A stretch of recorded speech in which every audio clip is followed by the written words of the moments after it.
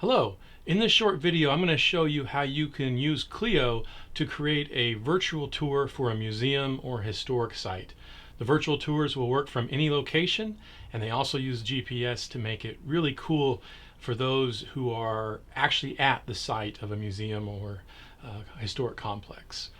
We created this new feature in the midst of a pandemic as museums and historical societies and other sites were forced to close. These tours make it possible to explore a museum and listen to and have a guided tour by staff members from any location. And of course, they're also designed to work in person and to help with a world without the shared wearable devices and the other things that have been useful, like touchscreens for giving tours in the past in a post-COVID world. Clio is completely free, no advertisements, all thanks to supporters, people who have helped make this project a reality. If you want to support this, it's easy to do so. You can give on Facebook, you can give on our platform. Clio has been completely funded by these donations, which are tax deductible. Clio's nonprofit, and my heart goes out, and I want to say thank you to all of these individuals who have helped make this a reality. I could have never believed that this would happen. Clio started as a local history project here in the heart of Appalachia, and as others felt like it was needed in their communities, we made it to where people and organizations can create individual entries and walking tours, and now you can even create virtual tours. So in just a few minutes, I want to show you how easy it is to create a virtual tour of a site. First thing you're going to need to do is have an account. We use Clio's not a wiki, so we use a gatekeeper model where most of the entries are created by organizations, universities, instructors with their students. We're hoping to have at some point the ability to hire staff that could help us really open that up and make it even more democratic. I hope you can understand I have a full-time job, and Clio's grown to 35,000 entries, so we need to have, it's important that we have some gatekeeping here. So if you're a member of a historical society or museum or library or university, go ahead and create an account, indicate the name of your organization. If you're working with an organization but you don't have an official email address, please have someone from that organization send us an email. We're easy to find, clio@theclio.com, and just let us know. That way we can verify that it's really you. Now for this example, I'm going to go ahead and click here on the login for an account that I've already created for a museum that doesn't quite exist. Since this is a demo, I thought it'd be fun to create a virtual museum for a place that it doesn't even exist as a museum. So this is an account that's already been created, and I'm logging in as a staff member of the Emporia High School Museum. This is, as you might imagine, where I went to high school, and so we're going to create a virtual tour of a museum. If my high school had a museum, this might be what it looks like. All right, just hit the Create the Tour button, or you can find it over here. And it asks you what type of tour do you want to create. You can create a walking tour, driving tour, etc. In this case, you can find out information about each of these. You can find examples. But we already know we want to make a virtual museum tour. So we'll click that. The first thing it's going to ask us is, do we want to choose an existing entry for our main entry? That is, if there was already a Clio entry for the Emporia High School Museum, we would click here, choose an existing entry. But I'm going to show you how to make a tour completely from scratch. So we're going to go ahead and create the main entry for the museum right now. All right. We'll find the address. First thing you got to do is pin it in the right spot. And it will ask you for either the address or the GPS coordinates. And you can even add GPS coordinates here. You can even move the pin around exactly where it should be. Go ahead and click the next button, and as a safeguard, it's going to make sure that you're not accidentally creating a duplicate. So it runs against the existing database and says, is it any of these nearby entries? We want to make sure that you're not accidentally creating a duplicate, and if it was, you could just go ahead and click on one of these and continue. It's not already in Clio because it doesn't exist, so we'll go ahead and make it exist. The Emporia High School Museum. Normally we would offer compelling text, and this would be a well-framed entry. I'm just going to show you how quick it is to use this. One of the most important things, since we're doing a virtual tour that might be useful for people actually on site, is we want to make sure everything is pinned exactly where we want it. Wherever this red pin is, that's where the entry will be. Now you can move Street View around, and you'll notice the red pin doesn't move. So if we put the entry right here, it won't actually be here, it'll be here. This is where the red pin is where the entry will be pinned. Now there might not be a useful Google Street View image. It might be a black screen if there's no images in Google Street View. You can disable that so they won't see the non-relevant image or the black screen if that's important, if that needs to happen. You can easily add images to Google Street View using their app. It's actually not that easy, but all right. We'll go ahead and add a photo, and in this case, we'll just find. It's as easy as an attachment to email. You can have a caption, have a source. I misspelled my hometown. And you can even add audio, an audio track, which is, I think, the coolest part of the virtual tour feature, because it can be the voice of docents, of staff members. You can embed oral histories. You can have historians talking about things as you move through this museum or site. I know that can be a little intimidating, and people might think that this requires some tech skills, and believe me, it really doesn't. So I'm just going to pull up the voice recorder, the default voice recorder that's on every computer and every phone, and I'm just hitting the record button to show you how easy it is to make a very simple recording. Now, yes, you could include multiple voices. It would be wonderful to have the voice of museum directors and educators. You could embed, you could make it, you could add oral histories and things. But I'm just wanting to show you exactly how easy it is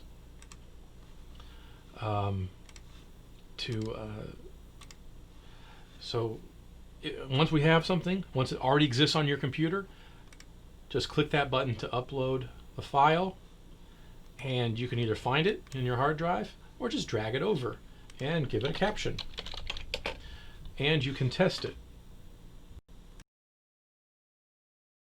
And I'm just hitting the record button to show you how easy it is to make a very simple. So it is truly that easy. All right, well, we have our entry for our museum. This is a feature, since we're using this as a staff member, this way the staff member gets to have credit, so they can put their name. I'm just going to put my initials, and it's saying, please provide a description of at least 100 words, or you can save it for later. Well, I'm going to go ahead and fudge that this time around. Okay. Now we'll hit the Submit for Review button.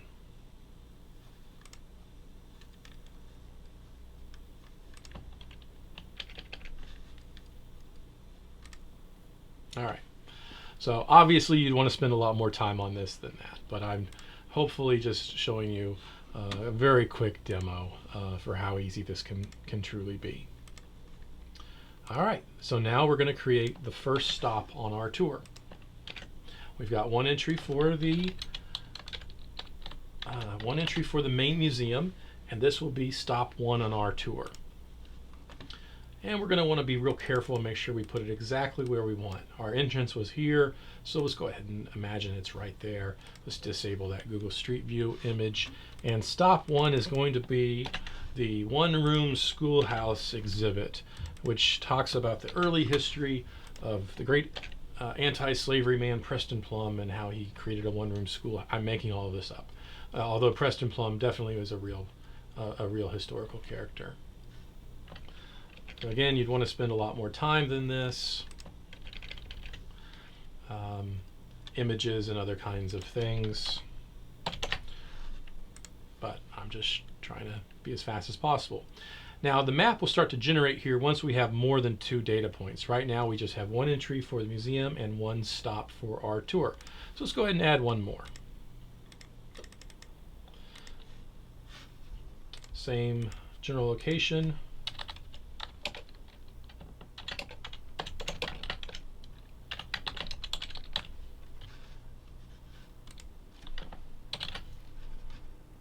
click the next button. And again, we want to make sure that we put this exactly where we want it. Our first gallery was right here, so we're going to say our second gallery might be right here. This is not particularly helpful. We'll go ahead and disable that. Again, you can add images to Google Street View as needed. So this is the Emporia High Gallery of Art. Normally you would take the time to craft a really good entry. In this case, we're just trying to show how all of this works. All right, hit the Submit for Review button, and you'll notice we're starting to get data points. Well, let's just keep this going. This is fun. All right, so let's go ahead and add a new entry to our tour. Again, first thing to do is find the right location for it.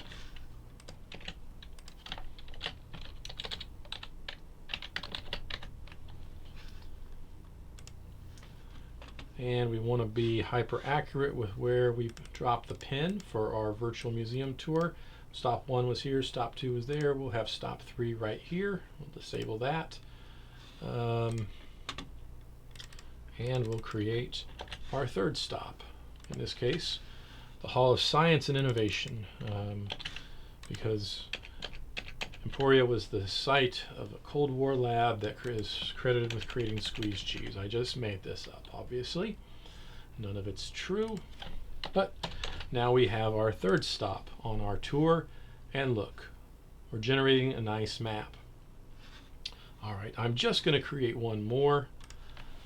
I think you're getting the point, and just how easy this is, and how the system will actually build the tour for you. And of course you can go back in and edit and fine-tune, improve the entries. If you need to move pins over, you absolutely can do that. I'm just trying to show how simple it is for really anybody to create a virtual tour for their museum. There's that classroom again. And that's why we have the pin determine where the location is and not Google Street View, because usually there'll be only a few images in Google Street View, and that could create some distortion. So the red pin is the thing that matters. And of course the Emporia High Spartans has their sports history exhibit, and they tell about how they would have won multiple state championships had it not been for the departure of star athlete me. That's actually not at all true. All right, so it's only been a few minutes. In just about 4 minutes, 5 minutes, we've created a virtual tour for our museum that will live within the entry for the museum. Now we have a few options. We can choose straight line navigations or street directions. Look what happens when you pick street directions though. Each time, if you try to go from 1 to 2, it's going to try to take you to the street.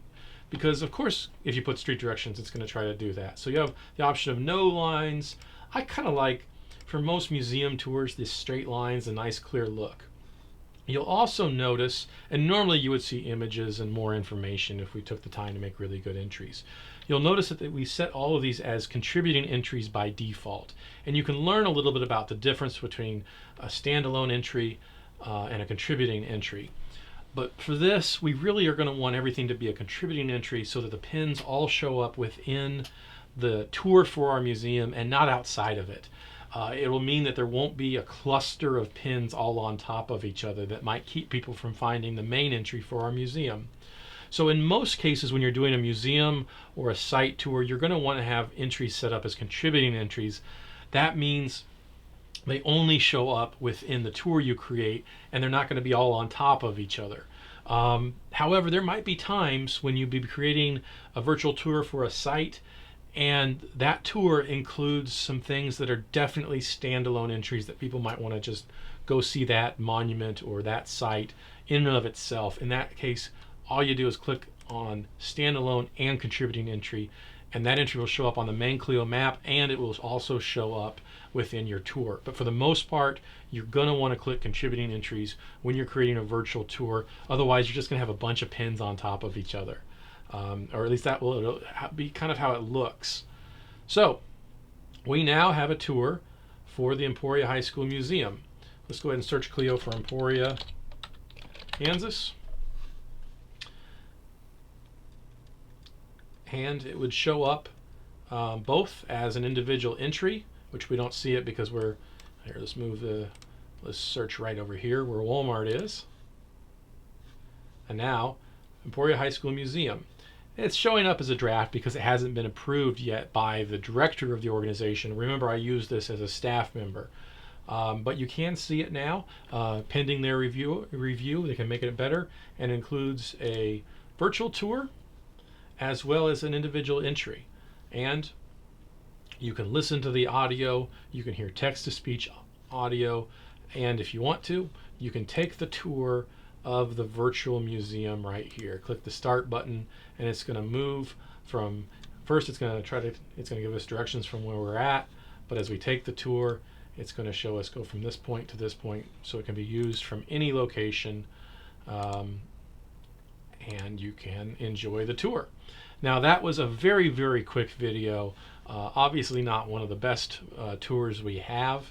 I'll go ahead and show you one of the tours that is probably a little higher production value because they spent more than 5 minutes on it. And here's a virtual tour for a museum of art, and you can take the tour and you can see that at each place you have audio. The C. Fred Edwards Conservatory, which opened in 1996, is West Virginia's only subtropical and tropical plant conservatory. The plants in the collection fall into 4 general categories. So that one has original audio. It's the museum director. On top of that, there's also the option of text-to-speech audio, which just reads the entry. The Huntington Museum of Art was founded with the mission to be a proponent for